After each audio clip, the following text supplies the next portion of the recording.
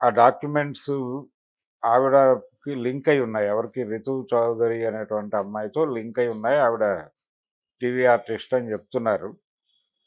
'జబర్దస్త్‌లో' నటించింది నటి. అలాగే యాంకరింగ్ ఇలా ఏవో చేస్తోంది ఆవిడ. ఆవిడ ఎంటర్‌టైన్‌మెంట్ ఇండస్ట్రీలో ఉన్నారు. హ్మ్. ఆవిడకి ఎంతో కొంత పాపులారిటీ ఉంది ఈ అవును. ఏరియాలో. కాబట్టి ఇది కొంత ఎంటర్‌టైన్‌మెంట్ ఇండస్ట్రీతో లింక్ అయి ఉంది కాబట్టి దీనికి ఆటోమేటిక్‌గా ఒక అటెన్షన్ వస్తుంది మార్కెట్‌లో. హ్మ్.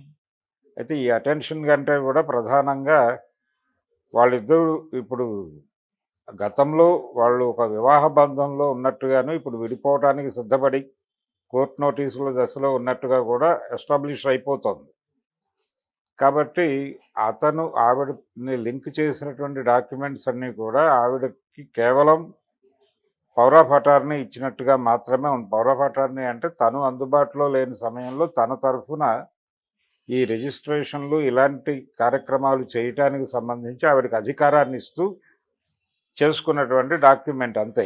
ఓకే. అంతకు మించి ఏమీ ఆవిడకి సంబంధం లేదు దీంతో. అయినప్పటికీ ఆవిడ పేరు కూడా ప్రస్తుతం చలామణిలోకి వచ్చేసింది. వీళ్ళు ఈ చెంకుర్తి శ్రీకాంత్ కావచ్చు, అలాగే ఈ రితు చౌదరి వీళ్ళిద్దరూ కూడా భారతి గారి బినామీలు అని. వీళ్ళు ఆంధ్రప్రదేశ్‌లో దాదాపు 5, 6 సిటీస్ చెప్తున్నారు. విజయవాడ, గుడివాడ, విశాఖపట్నం, ఏలూరు, కాకినాడ, రాజమండ్రి ఇలా చెప్పి ఈ అన్ని చోట్ల కూడా వివాదాలు ఉన్నటువంటి భూములు ఇలాంటివి సెటిల్ చేయడం ద్వారా ఎవరో ఒకళ్ళ పేరుతో అక్వైర్ చేయటం అనే కార్యక్రమం ఒకటి వాంటెడ్‌గా జరిగింది. అందులో భాగంగా దాదాపు 700 కోట్లు ప్రాపర్టీ ఒక చోటకి చేరింది. ఇందులో ప్రభుత్వ భూములు ఏమైనా ఉన్నాయా లేదా అనేది వేరే గొడవ. లేదు ప్రైవేట్ ప్రాపర్టీస్ వీళ్ళు డిస్ప్యూట్ సెటిల్ చేయటం ద్వారా అక్వైర్ చేయటము అనేది సహజంగా రాజకీయ నాయకులు అందరూ చేస్తారు ఇది. ఓకే.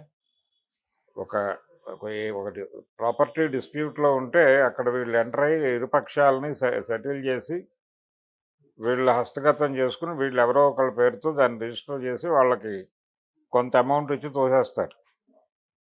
ఇలా జరిగిందా? లేకపోతే ఏదన్నా కబ్జాలు జరిగినాయా? లేదు అవతల వాళ్ళని బెదిరించి లొంగ తీసుకున్నారా? హ్మ్. ఇక్కడ రిజిస్ట్రేషన్స్ జరిగాయి అనేదైతే ఎస్టాబ్లిష్ అయింది.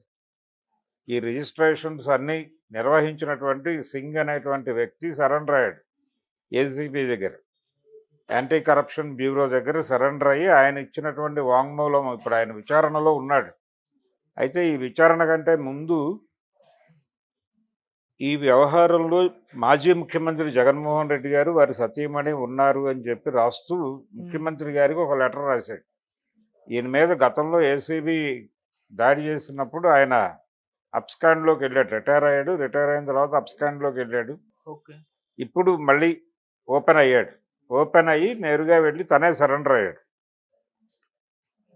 ఈ క్రమంలో తన నుంచి కూడా చాలా డబ్బులు లాక్కున్నారు వీళ్ళు. ఈ చెమకుర్తి శ్రీకాంత్ అనేవాడు, తర్వాత ఇతరులు అనేది 2, 3 పేర్లేవో ప్రస్తావించాడు ఆ లెటర్లో ఆయన. ఈ లెటరు ఆయన నేరుగా ముఖ్యమంత్రి గారికి రాశారు. ముఖ్యమంత్రి గారు ఏ చర్యలు తీసుకుంటారనేది చూడాలి. అయితే ఇతను చెబుతున్నది లేదు, ఇతను రాసినటువంటి లెటరు పూర్తిగా వాస్తవం అని తీసుకోవాల్సిన అవసరం కూడా లేదు. దాని మీద దర్యాప్తు జరుగుతుంది ఎలాగో. ఆయన మా ఇళ్ల మీద ఏసీబీ దాడులు చేయించింది కూడా జగన్మోహన్ రెడ్డే అంటే నేను లేను, నా ఫ్యామిలీ మా పిల్లల మీద కూడా దాడులు జరిగినాయి. ఇదంతా కూడా వాంటెడ్‌గా జరిగింది. నన్ను థ్రెట్ చేయడం కోసం జరిగింది అనేది చెప్తున్నాడు ఆయన. హ్మ్. ఆయన వెర్షన్ అది. ఈ శ్రీకాంత్ వెర్షన్ ఏమో ఇతను ఈ ప్రాపర్టీస్ ఎలా ఎక్వైర్ అయినాయి అనే దానికి సంబంధించి ఇదంతా తను చేసినటువంటి యాక్టివిటీ తప్ప నేనెవరికీ బినామీని కాదని ఆయన పద్ధతిలో ఆయన చెప్తున్నాడు. హ్మ్. బయట ప్రచారంలో ఉన్నటువంటి వాదనల్లో చాలా వరకు ఫాల్స్ ఉన్నది. రకరకాలుగా తప్పుగా మాట్లాడుతున్నారు అనటంలో తన్ను తాను డిఫెండ్ చేసుకుంటూ, తనని తాను ప్రొటెక్ట్ చేసుకుంటూ మాట్లాడుతున్నాడు ఆయన. తప్పేమీ లేదు దీనిలో.